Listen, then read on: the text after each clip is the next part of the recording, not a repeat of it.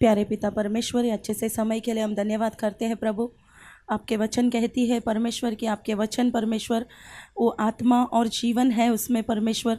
जो भी लोग परमेश्वर आपके वचन को परमेश्वर सुनने वाले हैं परमेश्वर, उनके अंदर परमेश्वर एक नई आत्मा परमेश्वर आप उंडेल दीजिए परमेश्वर। आपकी आत्मा को परमेश्वर आप उंडेल दीजिए परमेश्वर। आप ऐसा करने वाले हैं परमेश्वर, इसके लिए धन्यवाद करते हैं परमेश्वर। यीशु मसीह के नाम से मांगते हैं पिता, आमीन। भजन संगीता 75वां अध्याय।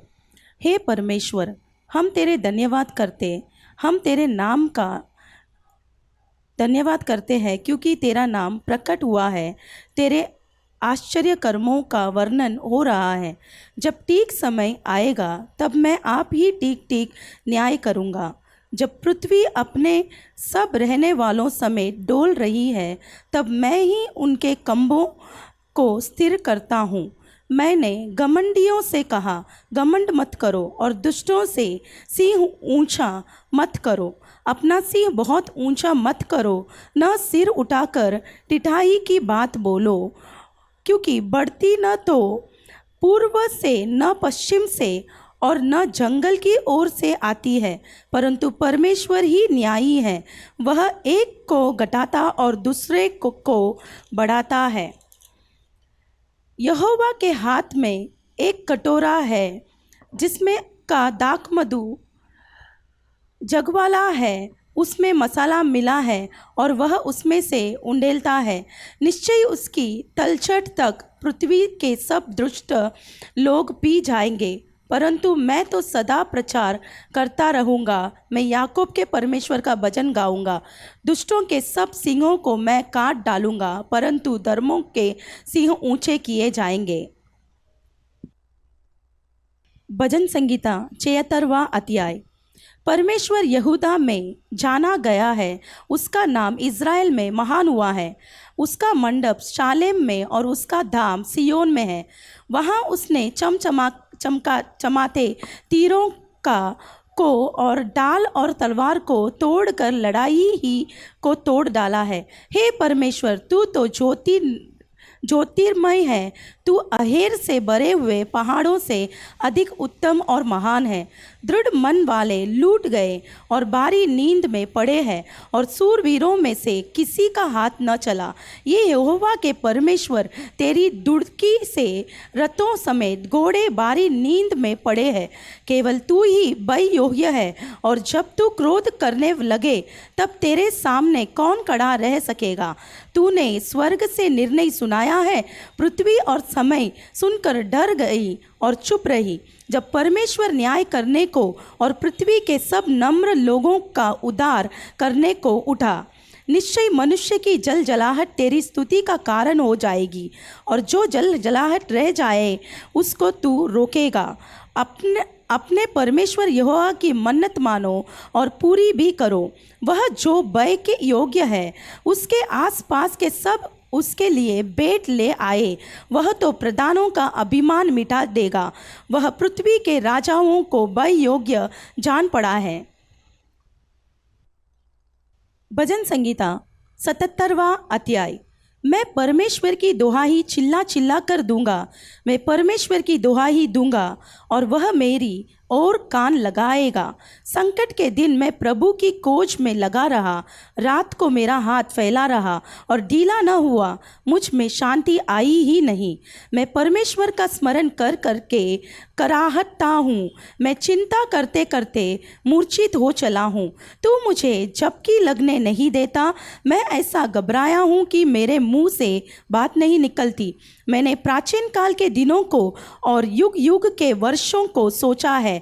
मैं रात के समय अपने गीत को स्मरण करता और मन में ध्यान करता हूँ और मन में भली भांति विचार करता हूँ। क्या प्रभु युग युग के लिए छोड़ देगा और फिर कभी प्रसन्न न होगा? क्या उसकी करुणा सदा के लिए जाती है? क्या उसका वचन पीढ़ी पीढ़ी के लिए निष्फल हो गया है? क्या परमेश्वर अनुग्रह करना भूल गया?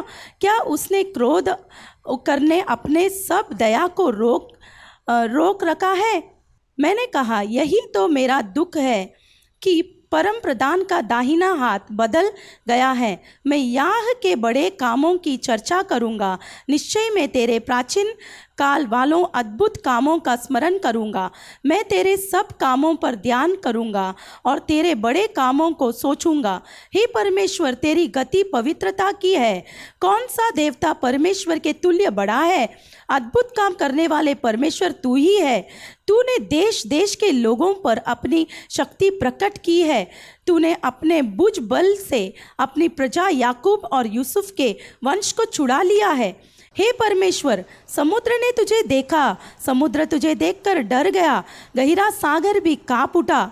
मेघों से बड़ी वर्षा हुई, आकाश से शब्द हुआ, फिर तेरे तीर इधर उधर चले। बवंडर में तेरे गरजने का शब्द सुन पड़ा था। जगत बिजली से प्रकाशित हुआ, पृथ्वी कांपी और हिल गई। तेरा मार्ग समुद्र में है और तेरा रास्ता गहरे जल में हुआ, और तेरा पाँवों के चिन्ह मालूम नहीं होते। तूने मूसा और हारून के द्वारा अपनी प्रजा की अगुवाई भेड़ों की सीखी। भजन संगीता 77वां अध्याय। मैं परमेश्वर की दुहाई चिल्ला चिल्ला कर दूंगा, मैं परमेश्वर की दुहाई दूंगा और वह मेरी ओर कान लगाएगा। संकट के दिन मैं प्रभु की खोज में लगा रहा, रात को मेरा हाथ फैला रहा और ढीला ना हुआ। मुझको शांति आई ही नहीं। मैं परमेश्वर का स्मरण कर करके कराता हूँ। मैं चिंता करते करते मूर्छित हो चला हूँ। तू मुझे झपकी लगने नहीं देता। मैं ऐसा घबराया हूँ कि मेरा मुंह से बात नहीं निकलती। मैंने प्राचीन काल के दिनों को और युग युग के वर्षों का सोचा हूँ। मैं रात के समय अपने गीत को स्मरण करता और मन में ध्यान करता हूँ, और मन में भली भांति विचार करता हूँ। क्या प्रभु युग युग के लिए छोड़ देगा और फिर कभी प्रसन्न न होगा? क्या उसकी करुणा सदा के लिए जाती रही? क्या उसका वचन पीढ़ी पीढ़ी के लिए निष्फल हो गया है? क्या परमेश्वर अनुग्रह करना भूल गया? क्या उसके क्रोध करके अपनी सब दया को रोक रखा है? मैंने कहा, यही तो मेरा दुख है कि परम प्रधान का दाहिना हाथ बदल गया है। मैं यहाँ के बड़े कामों की चर्चा करूँगा, निश्चय मैं तेरे प्राचीन काल वालों अद्भुत कामों का स्मरण करूँगा। मैं तेरा सब कामों पर ध्यान करूँगा और तेरे बड़े कामों को सोचूंगा। हे परमेश्वर, तेरी गति पवित्रता की है। कौन सा देवता परमेश्वर के तुल्य बड़ा है? अद्भुत काम करने वाला परमेश्वर तू ही है। तूने देश देश के लोगों पर अपनी शक्ति प्रकट की है। तूने अपने भुजबल से अपनी प्रजा याकूब और यूसुफ के वंश को छुड़ा लिया है। हे परमेश्वर, समुद्र ने तुझे देखा, समुद्र तुझे देखकर डर गया, गहरा सागर भी कांप उठा। मेघों से बड़ी वर्षा हुई, आकाश से शब्द हुआ, फिर तेरे तीर इधर उधर चले। बवंडर में तेरी गर्जना का शब्द सुन पड़ा था। जगत बिजली से प्रकाशित हुआ, पृथ्वी कांपी और हिल गई। तेरा मार्ग समुद्र में है और तेरा रास्ता गहरे जल में हुआ, और तेरा पाँवों के चिन्ह मालूम नहीं होते। तूने मूसा और हारून के द्वारा अपना प्रजा की अगुवाई भेड़ों की सीखी। भजन संगीता 78वां अध्याय। हे मेरे लोगों, मेरे शिक्षा सुनो, मेरे वचनों की ओर कान लगाओ। मैं अपनी मुँह नीति वचन कहने के लिए खोलूँगा। मैं प्राचीन काल की गुप्त बातें कहूँगा, जिन बातों को हमने सुना और जान लिया और हमारे बाप दादों ने हमसे वर्णन किया है, उन्हें हम उनकी सनातन से गुप्त न रखेंगे, परंतु होनहार पीढ़ी के लोगों से यहोवा का गुणानुवाद और उसकी सामर्थ्य और आश्चर्य कर्मों का वर्णन करेंगे। उसने तो याकूब में एक चितावनी ठहराई और इज़राइल में एक व्यवस्था चलाई, जिसके विषय उसने हमारे पितरों को आज्ञा दी कि तुम इन्हें अपने अपने बाल बच्चों को बताना, कि आने वाली पीढ़ी के लोग अर्थात जो बच्चे उत्पन्न होने वाले हैं वे इन्हें जाने और अपने अपने बाल बच्चों से इनका बयान करने में उद्यत हो, जिससे वे परमेश्वर का भरोसा रखें और परमेश्वर के बड़े कामों को भूल न जाए, परंतु उसकी आज्ञाओं का पालन करते रहें और अपने पितरों के समान न रहो, क्योंकि उस पीढ़ी के लोग तो हठीले और झगड़ालू थे और उन्होंने अपने मन स्थिर न किया था और न उनकी आत्मा परमेश्वर की ओर सच्ची रही। एप्रैमियों ने तो शास्त्रधारी और धनुर्धारी होने पर भी युद्ध के समय पीठ दिखा दिया। उन्होंने परमेश्वर की वाचा पूरी नहीं की और उसकी व्यवस्था पर चलने से इनकार किया। उन्होंने उसके बड़े कामों को और जो आश्चर्य कर्म उन्होंने उनके सामने किए थे उनको भुला दिया। उसने तो उनके बाप दादों के सम्मुख मिस्र देश के सोएन के मैदान में अद्भुत कर्म किए थे।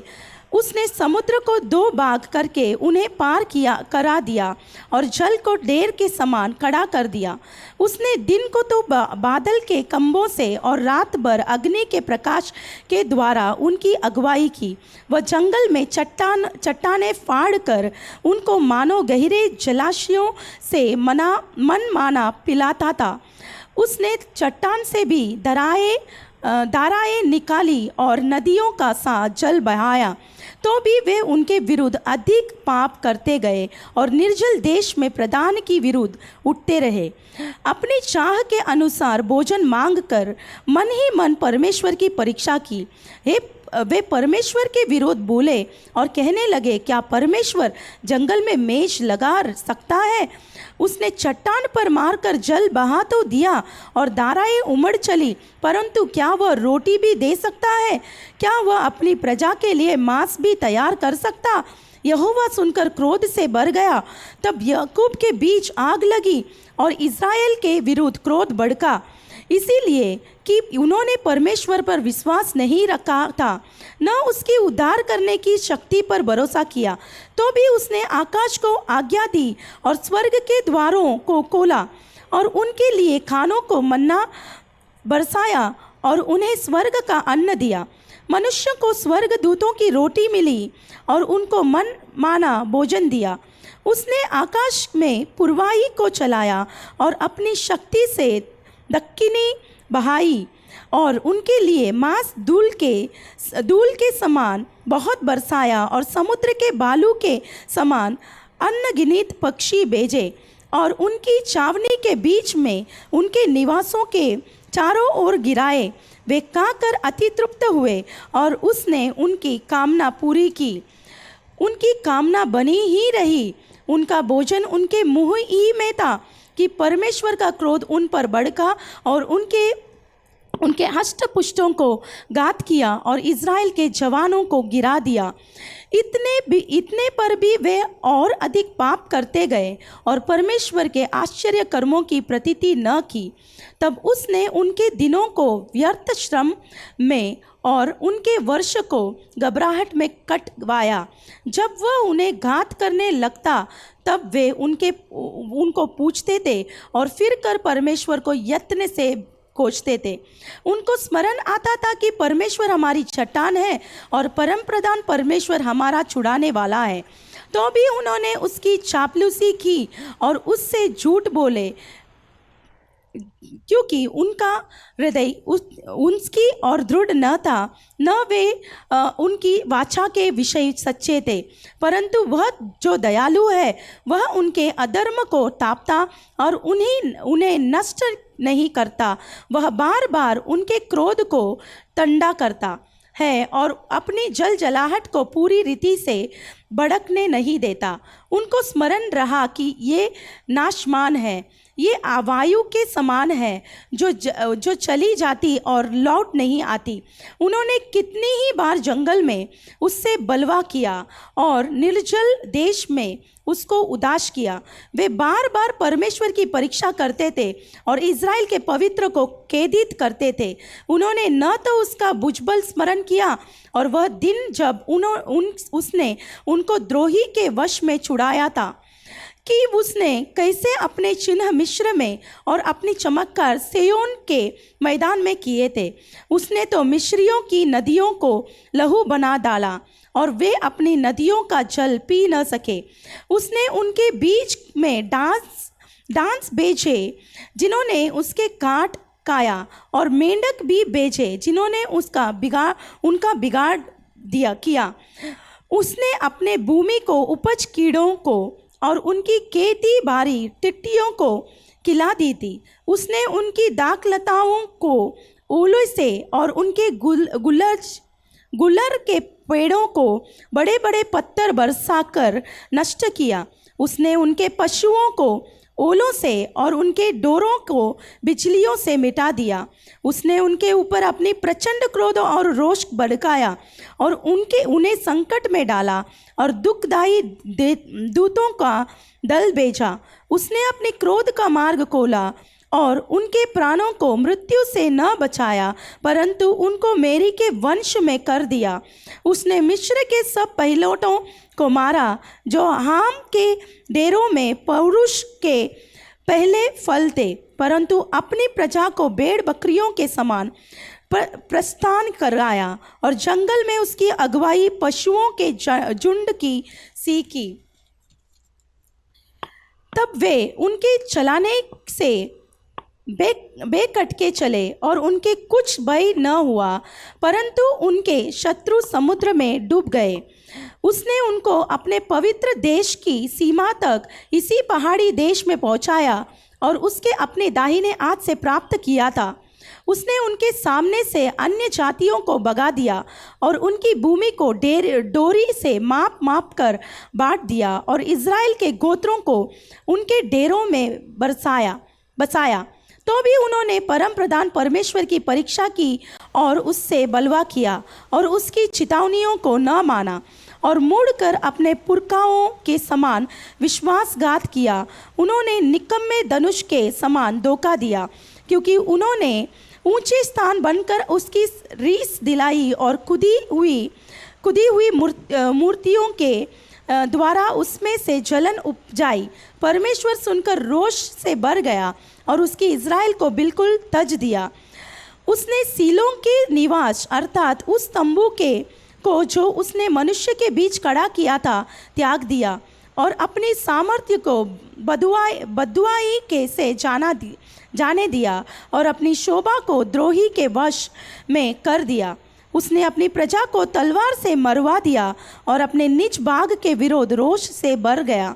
उसके जवान आग से भस्म हुए और उसकी कुमारियों के विवाह के गीत न गाए गए।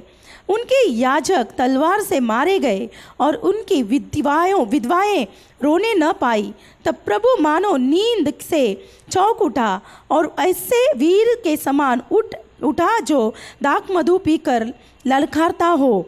उसने अपने द्रोहियों को मारकर पीछे हटा दिया और उनकी सदा की नामधराई कराई। फिर उसने यूसुफ के तंबू को तिज दिया और इब्राहिम के गोत्र को न चुना, परंतु यहूदा ही के गोत्र को और अपने प्रिय सिय्योन पर्वत को चुन लिया। उसने अपने पवित्र स्थान को बहुत ऊंचा बना दिया और पृथ्वी के समान स्थिर बनाया, जिसकी नींव उसने सदा के लिए डाली है। फिर उसने अपने दास दाऊद को चुनकर भेड़शालाओं में से ले लिया। वह उसको बच्चे वाली भेड़ों के पीछे पीछे फिरने से ले आया कि वह उनकी प्रजा याकूब की अर्थात उसके निज भाग इज़राइल की चरवाही करे।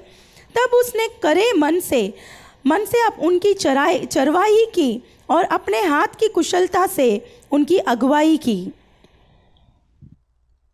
प्यारे पिता परमेश्वर, अच्छे से समय के लिए हम धन्यवाद करते हैं प्रभु। आज भी परमेश्वर हमने जो भी वचन परमेश्वर हमने यहाँ पर पढ़ा, परमेश्वर उस वचन के अनुसार हमें चलने के लिए मदद कीजिए परमेश्वर। जिस प्रकार इज़राइल लोग परमेश्वर की बात नहीं मान रहे थे, उन्हें क्रोधित कर रहे थे परमेश्वर, ऐसा लोग हम नहीं रहना चाहिए परमेश्वर। हम जिस प्रकार परमेश्वर आपके प्रिय लोग हमें बनना चाहिए परमेश्वर आपने हमें हमारे लिए जो भी भलाई के कार्य किया परमेश्वर, उसे सोच कर परमेश्वर आपकी स्तुति करनी चाहिए परमेश्वर, हम आपकी धन्यवाद करनी चाहिए परमेश्वर। ऐसा एक गुण परमेश्वर सारे लोगों के अंदर परमेश्वर आप आज दे दिए हैं, हमारे अंदर भी दिए हैं, इसके लिए धन्यवाद करते हैं। यीशु मसीह के नाम से मांगते हैं पिता, आमीन।